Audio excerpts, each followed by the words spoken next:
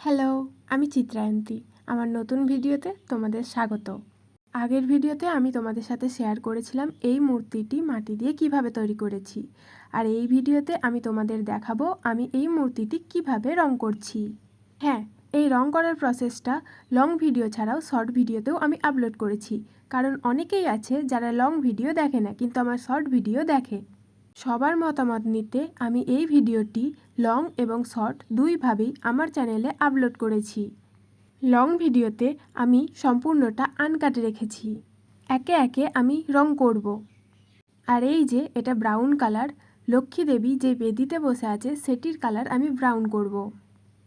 কাজটা যেমনই হোক, প্রথমবার করার আনন্দই আলাদা। যেমন এই মূর্তিটি অতটা দেখতে সুন্দর না হলেও আমার কাছে এটা বেস্ট, কারণ আমি প্রথমবার চেষ্টা করেছি এবং কিছু একটা করেছি। এই মূর্তিটির গায়ের রং আমি ইয়েলো কালারের ওপর রেখেছি, যা হলুদ এবং খয়েরির সংমিশ্রণে তৈরি করেছি। এই মূর্তিটি করতে গিয়ে কি ভুল করেছি সেটা তোমরা কিন্তু আমাকে অবশ্যই জানিও, যাতে পরের বার আমি তৈরি করলে কোনো রকম ভুল না থাকে। আর আমি আমার হাতের কাজটা যাতে আরও ভালো করার চেষ্টা করতে পারি। আমার নতুন নতুন কাজ শেখার আগ্রহ বরাবরের, কিন্তু তোমাদের মতামত আমার সেই আগ্রহ দ্বিগুণ করে দিতে পারে। এর পরের ভিডিওতে আমি কি ট্রাই করব এবং তা তোমাদের সাথে শেয়ার করব, তা আমাকে জানাতে ভুলো না। তোমরা যা সাজেস্ট করবে আমি সেটাই চেষ্টা করে দেখব। আচ্ছা, আমি মোমবাটিক ডিজাইন কোনোদিন করে দেখিনি। এর পরের ভিডিও যদি আমি তার উপর বানাই তাহলে তোমরা কি সেটা পছন্দ করবে? তোমরা কি দেখতে চাও আমি মোমবাটিক ডিজাইন কিভাবে করি, সেটা আদৌ সাকসেসফুলি করতে পারি কি না? তাহলে কমেন্টে জানিও।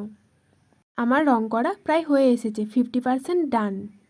আমি দেবী লক্ষ্মীর শাড়ির কালার তারই প্রিয় 3টি কালার সবুজ, হলুদ এবং লালের ওপর রাখার চেষ্টা করেছি। দেবী লক্ষ্মীর খোলা চুল বানিয়েছি আমি এখানে, যা তার কোমর পর্যন্ত লম্বা। একের পর এক রং দিয়ে আমি মূর্তিটির ফাঁকা অংশগুলি ভরাট করে চলেছি। রংটা সম্পূর্ণ হওয়ার পর এটিকে দেখতে কেমন লাগবে তা দেখার জন্য আমি খুবই এক্সাইটেড।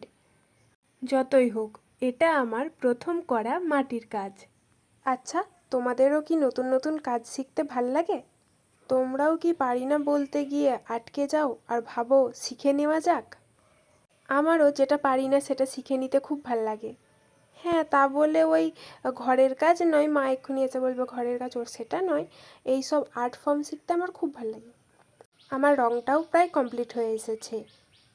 আমি না মূর্তির মুখটা খুব ভালো করতে পারিনি, তাই ওই গোলাকৃতি একটা স্ট্রাকচার বানিয়েছি আর তার উপরেই চোখ, নাক, মুখ এঁকে দেওয়ার চেষ্টা করছি।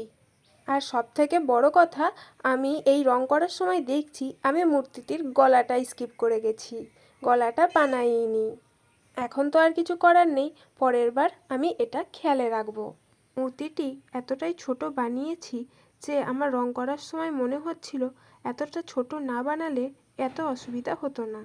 রং করার ক্ষেত্রে আরেকটু হলেও বেটার রেজাল্ট পেতাম যদি মূর্তিটি আরেকটু বড় করতাম। যাই হোক, এই কথাগুলো পরের বার মাথায় রাখবো এবং সুন্দর করে একটি মূর্তি বানানোর চেষ্টা করব। তোমাদের যদি আমার ভিডিওটা ভালো লেগে থাকে তাহলে অবশ্যই লাইক, কমেন্ট, শেয়ার এবং আমার চ্যানেলটা সাবস্ক্রাইব করে দিও। এখন লাস্ট ফিনিশিং, আমি লক্ষ্মী দেবীর হাতে এবং পায়ে আলতা পরিয়ে দেব। আর আমার প্রথম করা মাটির কাজ কমপ্লিট। এই যে ফাইনাল লুক, দেখে বলো কেমন হয়েছে। আজকের মতো এইটুকুনি, দেখা হবে অন্য কোনো অভিজ্ঞতার ভিডিও নিয়ে। টাটা।